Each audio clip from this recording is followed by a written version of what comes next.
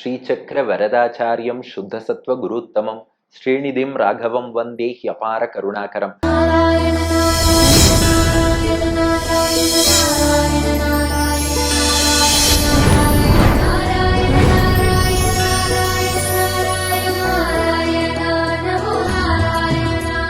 பெரியாழ்வார் யசோதை கண்ணன்ட்ட கட்டளையாவே சொல்லிட்டா, பார், எங்கள் கண்ணுக்கு விருந்தாக உன் பற்கள், மூக்குக்கு விருந்தாக உன் திருவாய் நறுமணம், நாவுக்கு விருந்தாக உன் திருவாய் அமுதம், எல்லாத்தையும் கொடுத்துடுனா. கண்ணன் கேட்டான், காதுக்கு விருந்து வேண்டாமான்னு கேட்டான். இது என்ன காதுக்கு விருந்துன்னா, கண்ணன் திருமேனியில திருவடியில விரல்கள்ல கூட மோதிரம் அணிஞ்சுட்டு இருப்பானா. அந்த விரல்ல அணிஞ்ச மோதிரத்திலேருந்து ஆரம்பிச்சு தலையில அணிந்திருக்கும் நெத்தி சுட்டி வரை எல்லா திருவாபரணங்களும் ஒரே நேரத்துல ஒத்த குரல்ல ஜல் ஜல் ஜல் ஜல் ஜல் ஜல்னு ஒலி எழுப்பணும். ஆனா அந்த ஒலி எப்படி இருக்கணும்னா, இது தனியா ஜிங் ஜிங்கிறது, அது தனியா கணக்கணங்கிறது, அது அங்க ஜல் ஜல்ங்கிறது அப்படி இருக்கக்கூடாதான். எல்லாம் ஒரே நேரத்துல ஜல் ஜல் ஜல் ஜல் என்ற ஒரே ஒலி அத்தனை ஆபரணங்கள்ல இருந்தும் சேர்ந்து வரணுமா. இந்த கோரஸா பாட்டு பாடுறதுன்னு சொல்றோம் பாருங்க, 100 பேர் பாடினாலும் ஒரே குரலாக தெரிவது. அது போல ஒத்து இணங்கி உன்னுடைய எல்லா ஆபரணங்களும் ஒலி எழுப்ப வேண்டும். அந்த ஒலிதான் எங்களுக்கு காதுக்கு விருந்து. அதை நாங்கள் காதால் அனுபவிக்க விரும்புகிறோம். கண்ணா, உன்னுடைய அத்தனை திருவாபரணங்களும் ஒத்திருந்து ஒலி வீசும்படியாக, ஒலி எழுப்பும்படியாக இப்ப நீ ஆடு. கண்ணா, எங்கள் காதுக்கு விருந்து என்ன தெரியுமா? உன் திருமேனியில் அணிந்திருக்கக்கூடிய எல்லா திருவாபரணங்களும் ஒத்திசைவோடு ஒரே நேரத்தில் ஒலி எழுப்ப வேண்டும். அதை நாங்கள் காதார கேட்டு மகிழ வேண்டும். என்னென்ன திருவாபரணம்னா, செங்கமல கழலில், கழல்னா இந்த இடத்துல பாதம், திருவடின்னு அர்த்தம். கண்ணன் திருவடி எப்படி இருக்கு? செங்கமலம், கமலம்னா தாமரை, செங்கமலம்னா சிவந்த தாமரை. செங்கமல கழலில் சிவந்த தாமரை போன்ற உன்னுடைய திருவடி, அதிலே சிற்றிதழ் போல் விரலில், அந்த திருவடியில விரல்கள் இருக்கு இல்லையா, அந்த விரல் எப்படி இருக்கான்? அந்த தாமரையின் இதழ்கள் போல இருக்கான். அப்போ பாதம் என்பது தாமரை மலர், அதனுடைய இதழ்கள் போல கண்ணபிரானுடைய ஓரொரு விரலாம். அதான் சிற்றிதழ் போல், சிறிய தாமரையின் இதழ்கள் போலே. இப்போ தாமரை பூவை கையில எடுத்துக்கிறோம், அந்த இதழ் அப்படியே ஒன்னொன்னா பிரிப்போம் இல்லையா, தனியா 5 இதழ்களை பிரிச்சு நீட்டி வச்சோம்னா அதுதான் கண்ணனுடைய 5 விரலாம். அதான் சிற்றிதழ் போல், அதிலே சிறிய இதழ்கள் தனியாக விரிந்திருப்பது போல் விரலில் உன்னுடைய விரல்கள் திருவடியில அமைஞ்சிருக்கு. அப்போ செங்கமல கழலில் தாமரை போல் திருவடி, சிற்றிதழ் போல் விரலில், அந்த தாமரை இதழ் விரிந்தாற் போலே உன்னுடைய விரல்கள் விளங்குகின்றன. அந்த விரல்கள்ல சேர்த்திகள் ஆழிகளும், ஆழினா மோதிரம்னு அர்த்தம். நம்ம கைக்கு மோதிரம் போடுற மாதிரி திருவடி விரல்கள் எல்லாம் கண்ணன் ஆச்சரியமான குட்டி கண்ணன் அழகான சின்ன சின்ன மோதிரம் போட்டு இருக்கானா. அது எப்படி இருக்கு? சேர், திருவடியோடு சேர்ந்து திகழ் ஒளி வீசுகின்றன. அந்த மோதிரம் தனியா வெளியில இருந்தா ஒளி வீசுமோ இல்லையோ தெரியாது, கண்ணன் திருவடியில வந்து சேர்ந்ததாலே பாக்கியம் பெற்ற மோதிரம் நானா ஒளி வீசுறதான். அப்போ சேர் திகழ், உன் திருவடியோடு சேர்ந்ததாலே மகிழ்ச்சியிலே ஒளி வீசி திகழக்கூடிய ஆழிகளும், அந்த மோதிரங்கள்லாம் ஒலி எழுப்பணும். நீ நாட்டியம் ஆடும் போது அந்த மோதிரத்தின் ஒலியிலேருந்து எங்களுக்கு கேட்க ஆரம்பிக்கணும். அத்தோடு கிண்கிணியும், அதுக்கப்புறம் இந்த கணுக்கால் இருக்கு இல்லையா, அங்க கிண்கிணின்னு சொல்லக்கூடிய சிலம்பு அணிந்திருப்பான் கண்ணன். ஆட்டினா ஜல் ஜல் ஜல் ஜல்னு சத்தம் கேட்கும். அந்த சிலம்பு அணிந்திருக்கிறாயே, அந்த கிண்கிணியும் அறையில், அறைனா இடுப்புன்னு அர்த்தம். அறையில் நீ உன்னுடைய இடுப்பிலே தங்கிய பொன்வடமும், தங்கிய என்றால் நிலைத்திருக்கக்கூடிய, எப்போதும் இடுப்பை விட்டு பிரியாது இருக்கக்கூடிய பொன் வடமும். பொன்வடம்னா அரணாக்கயிறுன்னு அர்த்தம். கண்ணனுக்கு தங்க அரைஞான் கயிறு அணிவித்திருக்கிறாளாம் யசோதை இப்போது. அதான் பொன் வடமும், தங்க அரைஞான் கயிறு உன்னுடைய இடுப்புல இருக்கு. அறையில் தங்கிய பொன் வடமும், அந்த இடுப்பில் உள்ள தங்க அரைஞான் கயிறும் ஜல் ஜல்னு ஒளி வீசணும். அடுத்தது, அந்த இடுப்பில் அணிந்திருக்கும் தங்க அரைஞான் கயிறும் ஜல் ஜல்னு ஒலி எழுப்பணும். அதுக்கு அடுத்தபடியாக அப்போ திருவடி விரல்ல உள்ள மோதிரங்கள் ஆச்சு, கணுக்கால்ல உள்ள சிலம்பாச்சு, இடுப்புல அணிந்திருக்கக்கூடிய அரைஞான் கயிறாச்சு. அதுக்கப்புறம் தாள நன் மாதளையின், சில பாடங்கள்ல மாதுளைன்னு இருக்கு, ஆனா சுவாமி மணவாள மாமுனிகள் வியாக்கியானத்துல மாதளை என்றுதான் பாடி இருக்கிறார். ஆனா மாதளை மாதுளை ரெண்டும் அதே போமோகிரானேட், அதைத்தான் குறிக்கும், அதுல ஒண்ணும் மாறுதல் இல்லை. தாள நன் மாதளையின், மாதளைனா மாதுளம் பூ. அந்த மாதுளம் பூ எப்படி இருக்கான்? தாழ நல், தாழ்னா காலுன்னு அர்த்தம், பூவுக்கு எது கால்? அதன் காம்பு. அப்ப தாழ நல்லுன்னா நல்ல காம்போடு கூடிய மாதளையின் பூவோடு, மாதளம் பூ, நல்ல காம்போடு கூடிய மாதுளம் பூ, அதையெல்லாம் கோத்து ஒரு இடுப்பிலே ஒரு வடமாக கண்ணனுக்கு அணிவித்திருக்கிறாளாம். அப்படி இடுப்பிலே அணிந்திருக்கக்கூடிய அந்த மாதுளம் பூவாலே செய்யப்பட்ட அந்த அரை வடம் அது இருக்கே, தாழ நன் மாதுளையின் பூவோடு பொன்மணியும், அந்த மாதுளம்பூவுக்கு நடுவிலேயே தங்க மணிகள், மணிமணியா பீட்ஸ்ன்னு சொல்லுவோம் இல்லையா, அந்த தங்க மணிகள் வரிசையாக வைத்து கோத்திருக்கிறார்களாம். இதெல்லாம் முன்பே மாணிக்கம் கட்டி பதிகத்திலேயே நாம விரிவா பார்த்துட்டோம்.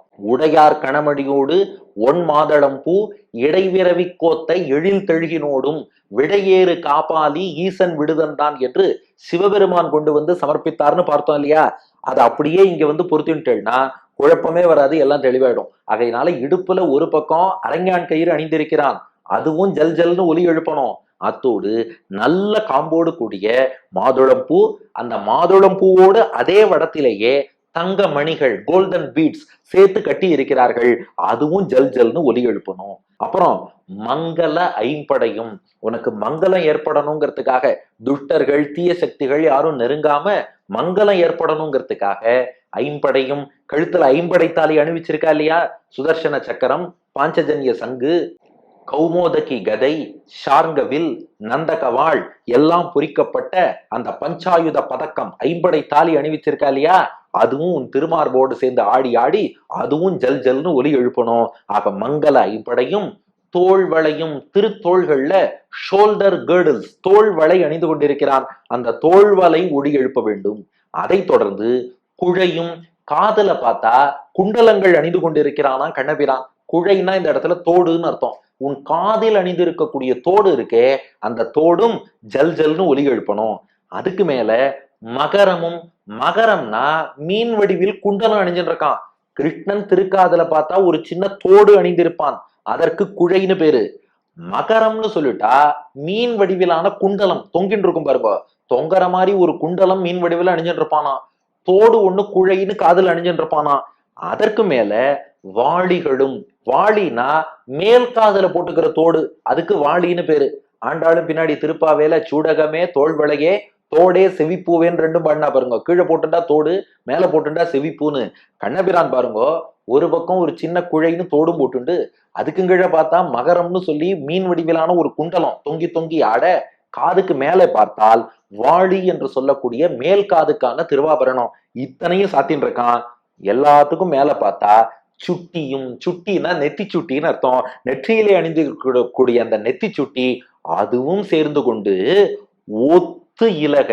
முக்கியமானது என்னன்னா ஒத்து, எல்லாம் ஒத்து போய் ஒரே ஒலியில, தனித்தனியா ஒரு பக்கம் காதல உள்ள குண்டலம் ஒலி எழுப்புறது, இந்த பக்கம் கையில உள்ள வடம் ஒலி எழுப்புறது, இடுப்புல உள்ள அரஞ்ஞான் கயிறு, சிலம்பு தனியா, சலங்கை, அப்படியெல்லாம் கிடையாது.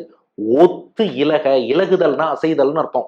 ஒத்து இலகனா எல்லாம் ஒன்றாக இணைந்து ஒரே குரலிலே அசைந்து ஒலி எழுப்ப வேண்டும். என்னென்ன விரல்கள், திருவடி விரல்கள்ல பார்த்தா ஆழிங்கிற மோதிரம் அணிஞ்சுட்டு இருக்கான், கணுக்கால்ல பார்த்தா சிலம்பு அணிஞ்சுட்டு இருக்கான், அதற்கு மேல இடுப்பிலே பார்த்தால் ஆச்சரியமாக தங்க அரஞ்ஞான் கயிறு அணிந்திருக்கிறான், அதை சுத்தி பார்த்தா ஒரு மாதுளம் பூவும் தங்கமணிகளும் கோத்த ஒரு வடம் அணிந்து கொண்டிருக்கிறான், அதற்கு மேலே பார்த்தால் மோதிரங்கள் திரு விரல்களில் அணிந்து கொண்டிருக்கிறான், மணிக்கட்டிலே பார்த்தால் பவளவடம் அணிந்திருக்கிறான், கழுத்திலே பார்த்தால் ஐம்படை தாலி, தோள்களிலே தோள்வளை, காதிலே தோடு, மகர குண்டலம்னு சொல்லக்கூடிய மீன் வடிவிலான குண்டலம், மேல் காதிலே அணியக்கூடிய அந்த ஆபரணமாகிய வாளி, அதற்கு மேல நெத்தியில நெத்தி சுட்டி, இத்தனையும் ஒத்து இருந்து ஒரே நேரத்துல ஒலி எழுப்ப, எங்கள் குடிக்கு அரசே ஆடுக செங்கீரை.